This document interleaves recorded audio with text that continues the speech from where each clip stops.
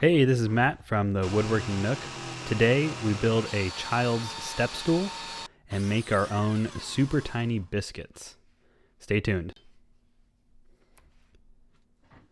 Alright, so we started out with some 3/4 inch Baltic Birch plywood, which is incredibly heavy. So getting it in the shop is always quite the task, especially lifting it up there. This build is done based off the 2-in-1 Kids Helper stool build plans on the Cat's Moses Tools website. I'll put a link in the description below for the build plans. Fortunately, this build only needs half the sheet of plywood, so I was able to get rid of that other half pretty quickly. And I'm just squaring up this piece of plywood in order to make those longer cuts. I first cut out everything lengthwise, and then we'll do all the cross cuts later on. I also like to roughly label my pieces. That way I know which section I am cutting. An issue I have run into while using build plans is forgetting the orientation of each piece and then cutting the incorrect size. So labeling the pieces first helps prevent that issue. After I was done cutting out the longer pieces, I did all the cross cuts. Again, making sure that everything is square, using a square, and labeling each piece as we go forward. The build plans give you a pretty good cut layout, so it makes this process pretty quick and easy. I'm really hoping to put a new workbench top in pretty soon, because this one is looking pretty hacked. So after all the pieces were cut out, we used the templates to trace out each piece. Again, this is one of those upgrades that you can also purchase, is the MDF templates, and these work wonders. It helps to get all the interior curves perfect on the first try. Right now I'm going to rough cut out all the inside sections of each piece using a jigsaw. I've had this jigsaw for quite a long time now, and I bought it not knowing the difference between a barrel and a D handle grip on a jigsaw. I highly recommend testing each one out to see which one you like best. I do not like the barrel grip. I prefer that D handle better, but it's all up to personal preference. So whichever one you choose, just make sure you know that there are different styles. And since I don't use this very often, it's hard to justify buying a new jigsaw. So if anyone out there wants to switch, totally up for it. The other thing that's a pain with this jigsaw is the dust collection. It runs into the piece, so you kind of have to hold it up along so you can collect the dust out of it. Jigsaws are great tools. I'm just not a huge fan. Now that those sections are roughly cut out, we're going to use the templates to flush trim all the edges according to the template. So using some double-sided tape here to attach the template to the workpiece, and then we're going to clamp it down and use a flush trim bit on the router. And this router bit is with the bearing on top of the bit. You'll want to make sure to take your time through this part. There's a lot of material that the router bit cuts through, so just go nice and slow. It is nice to use the template to get those inside curves nice and round. Once that's done, I used a putty knife to break apart the template and the workpiece and just kind of rolled off each piece of double-sided tape. I ended up putting down painter's tape before the double-sided tape. This helped when releasing the template from the workpiece. I've never seen anybody do this before and don't really think it's the way that you're supposed to do it, but it seemed to work well for me. And if it works, why try to change it? So you'll see how easy it releases. Now I'm sure that clamps help to keep it in place as well, but I didn't need to use a putty knife to knock those off. I then needed to round over all the edges. So I started by marking out where each piece would line up so that I wouldn't round over that edge. I marked all those areas with blue tape so that I wouldn't hit it with the round over bit. So just using some dog holes here to support each piece so that I can quickly add a round over to the edge.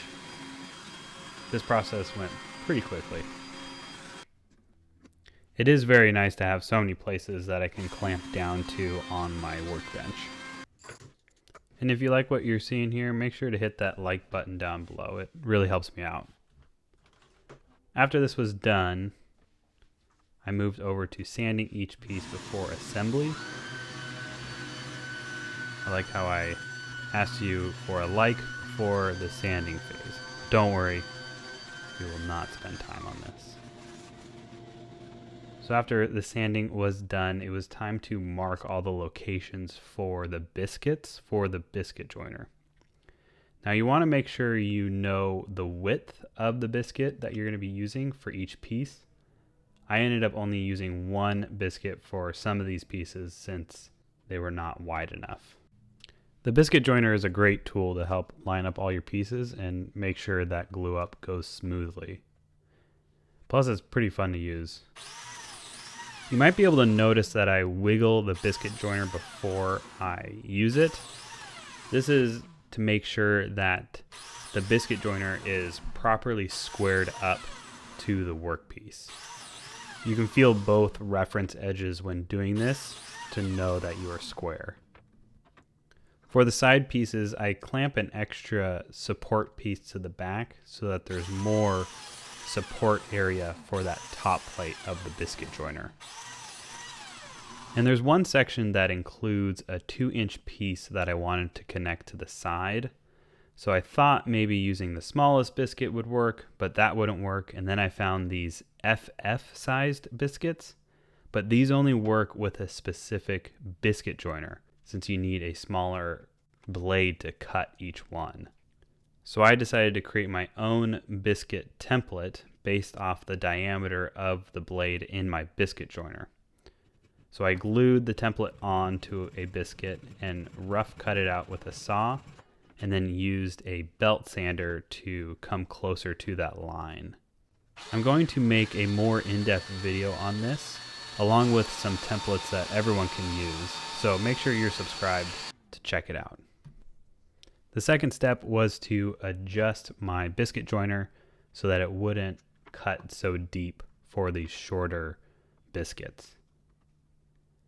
And these biscuits actually worked pretty well. I want to do more of a strength test compared to the larger ones, but they definitely held better than I thought they would. The next step was to dry fit everything to make sure everything goes together properly. You want to make sure you don't skip this step or else your glue up will be very chaotic. So we're going to disassemble these and then glue them up. Another thing I do is I test the biscuits before I use them. I have an older bag of biscuits and some of them have swollen, so they're really difficult to put where they need to be. So on some of these I needed to use that hammer to get them knocked in. After an hour or two in the clamps, I moved over to the second piece and glued this one up as well, using that custom tiny biscuit we made for that 2-inch piece. While those were drying, I needed to cut a spacer for the hinges. The hinges will lift up that second half a little high, so I needed a spacer to support it on the back half of the stool. The next day I took everything out of the clamps and touched up any spots that were needed from any glue squeeze out or any spots that I missed. I used a sander and a chisel to make everything look nice before finish. For finish, I just use a furniture oil from Rustic Lumber. This seems to work pretty well for most of my projects. I used a syringe to get out that last little bit of hardener in the bottom of the can. Anybody else have an issue with the last little bit in the bottom of the can? Drives me nuts trying to get that out. So just use a Scotch-Brite pad to apply the oil, kind of work it into the plywood. I do love the ease of using an oil to finish a workpiece. As soon as it was all applied and set for 15 minutes, I removed the excess with a white cloth. Now it's time to install the hardware. I just added 2 hinges to the middle section, just marking out where they need to go and pre-drilling the holes. I used that leftover spacer piece that I used for the back to position the top piece where it needed to go. I then added a latch to the side to keep it latched down and not falling forward when any child is on it. Overall, it's a pretty simple build to do, especially if you have those templates. And the stool is rock solid. Thanks for watching, everyone, and I'll see you on the next one. I hope you like my high production staging area that I built as well.